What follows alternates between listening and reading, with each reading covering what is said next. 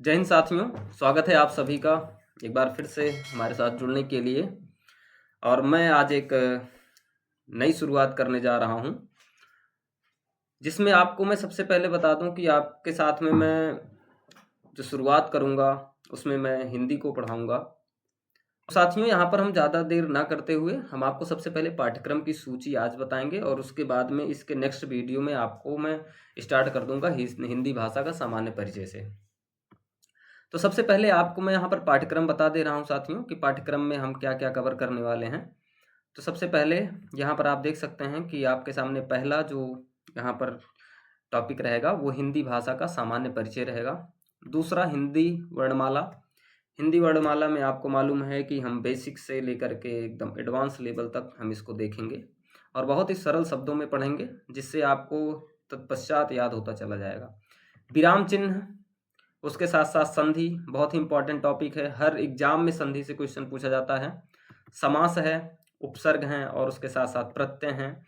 और यहाँ पर आप देख सकते हैं कि इसके नीचे जो है यहाँ पर शब्दों का वर्गीकरण, उसके साथ साथ संज्ञा, संज्ञा के भेद, लिंग है, वचन और उसके साथ में कारक चिन्ह, परसर्ग, विभक्ति। यानी कि जो कारक चिन्ह होता है उसी को हम लोग परसर्ग कहते हैं या विभक्ति चिन्ह कहते हैं।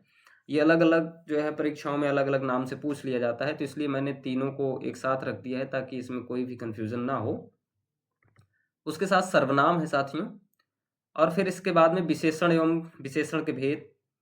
फिर क्रिया है, क्रिया में आपके चाहे वाच्य हो या उसकी क्रिया की वृत्ति हो या क्रिया के पक्ष हों, इन सभी चीज़ों पर हम लोग डिस्कस करेंगे।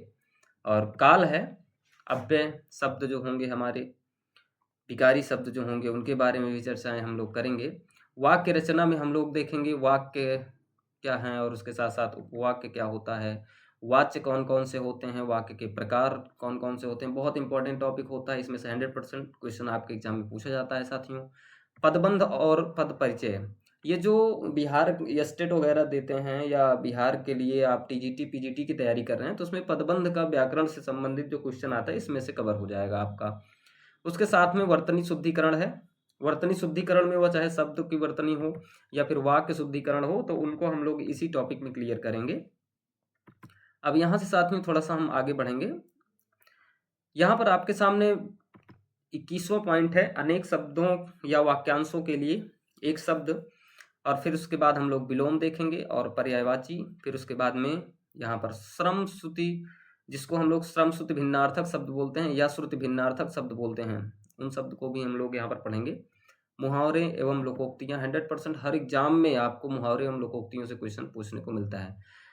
अगर आप रिटन में देखेंगे तो रिटन में मुहावरे एवं लोकोक्तियों के लिए भी, जैसे आप डीएलएड कर रहे हैं या फिर जो है कहीं पर भी आप रिटन एग्जाम देने जाते हैं, चाहे आप जो है पीजीटी के लिए एग्जाम ले लीजिए, रिटन एग्जाम जो होगा आपका फाइनल एग्जाम, उसमें भी रिटन में आएगा। तो उसमें सब में जो है क्या होता है कि साहित्य से भी रिटन आता है और उसके साथ साथ में व्याकरण से भी आपके लिए लिखित में आता है।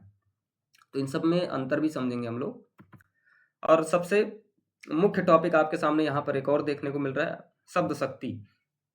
शब्द शक्तियों में इतना ज़्यादा कन्फ्यूजन होता है कि लोग जो है तरह तरह के तरीके से जो है पढ़ते हैं और उसमें कन्फ्यूज रहते हैं, किस में अभिधा शब्द शक्ति है, किस में लक्षणा शब्द शक्ति है, किस में व्यंजना शब्द शक्ति है।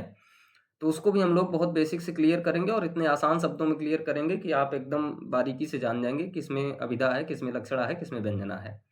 और इसके बाद साथ में आपके सामने रस है।